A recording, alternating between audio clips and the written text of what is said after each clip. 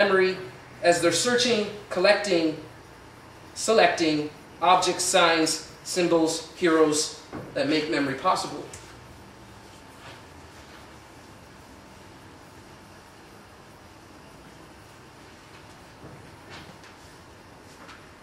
So what are people seeing in this image?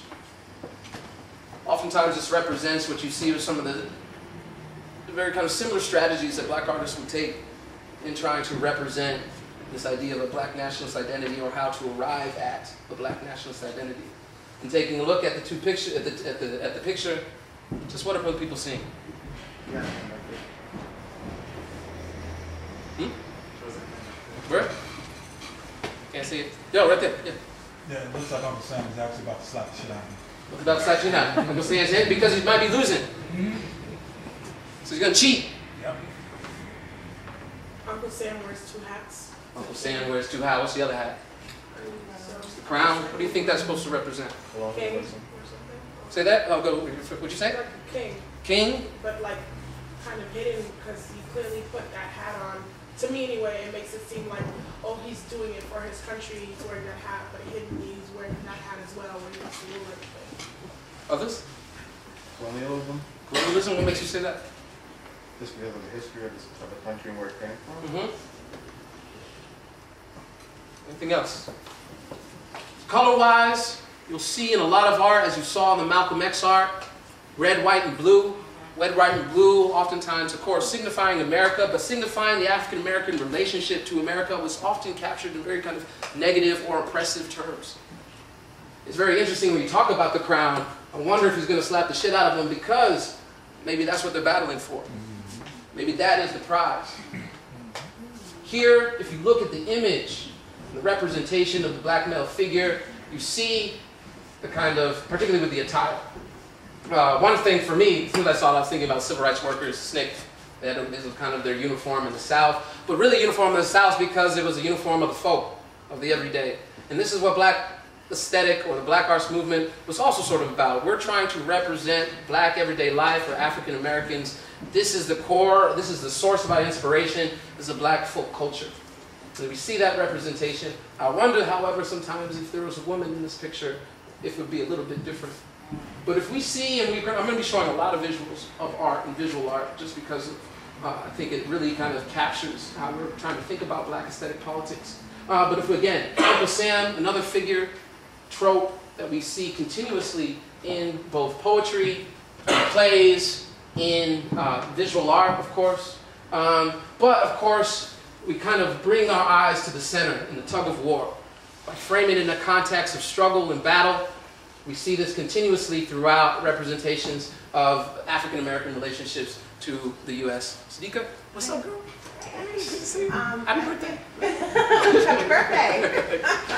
It's also interesting that he's sitting on the flag, and it's almost as if like the Constitution, the idea of liberty and justice is almost supporting this battle against this battle for power. It's almost like what the movement had to stand on. Right. And also the possibilities, right? Yeah, two other ones. One over Yep. We'll take two more. Sure. Nope. We'll have other opportunities. Guarantee it. Oh, sure. Go ahead.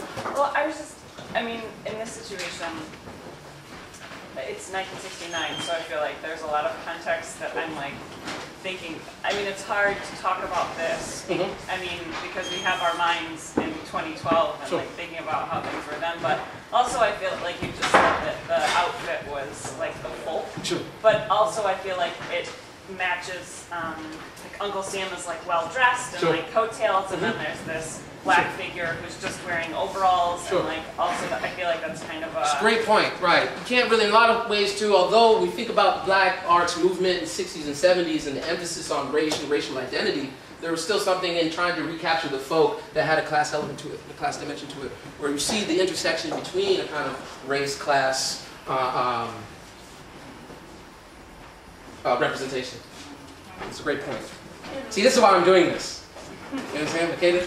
And one of the things too, even though the Uncle Sam is, well dressed and well shot and everything, his hat, his expensive clothes are covering his face, so it's a certain lack of honesty there too. I like that.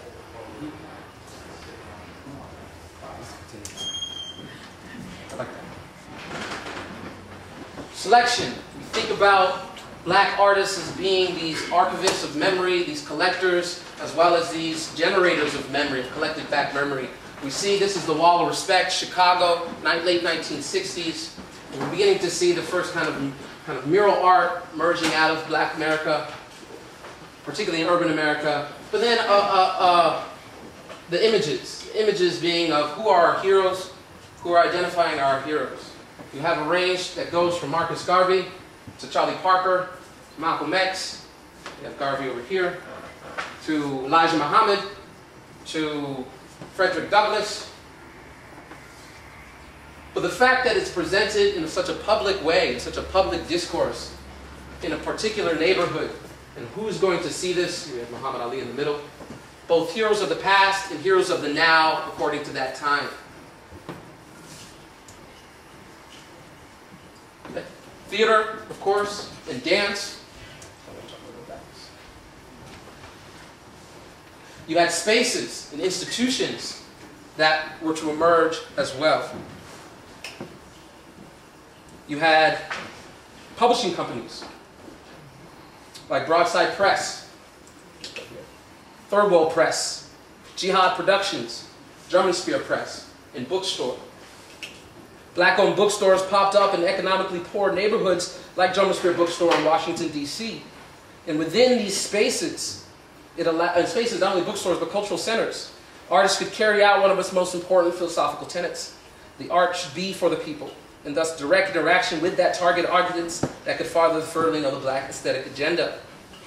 Publications of the 1970s, black literature were set in motion, from books like Black Fire, The New Black Poetry, The Black Woman, to magazines and journals like The Black Scholar, Negro Digest, The Black World, Black Dialogue.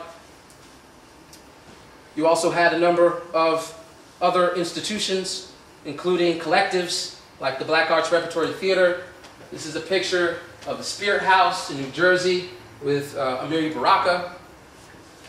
So I wanted to bring this up because, again, thinking about this idea of space as a generative site that allows for artistic and creative production, but really as the core foundation to how this movement lasted for the next 10 years. Black arts movement essentially lasts roughly or loosely 1965 to 1975.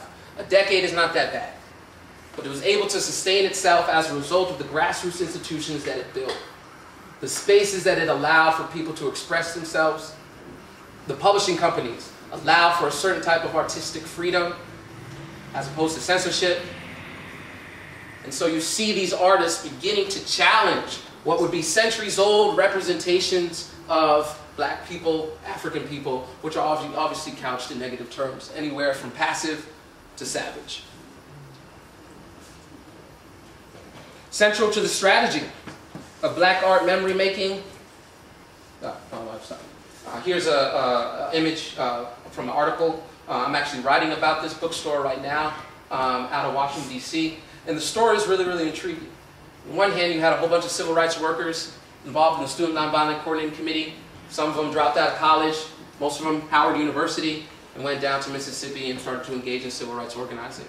By 1965, with the co-optation of the Southern Civil Rights Movement, you see an exodus of sorts of the students that were coming down from the North.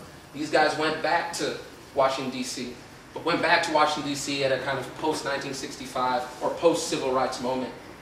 Started a bookstore, started a press company, and started an education center known as the Drum and Spirit Complex.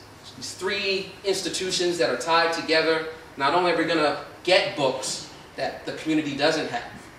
So you're talking, if you're looking at their library, you're talking about half the books being books from Africa, about Africa. Half the books, James Baldwin's, your Richard Wrights, you know, that kind of canon of literature going back to the Harlem Renaissance, right? These people are going out into the streets, selling books at almost very, very low prices, but really right in the heart of Washington, D.C.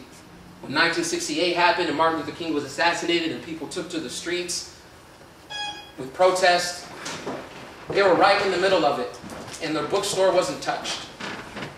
And of all the institutions or businesses on that block, people are like, oh, no, no, no. This is our space. Drum and Spirit Bookstore lasted in 1972. They attempted to expand and set up an office in Tanzania.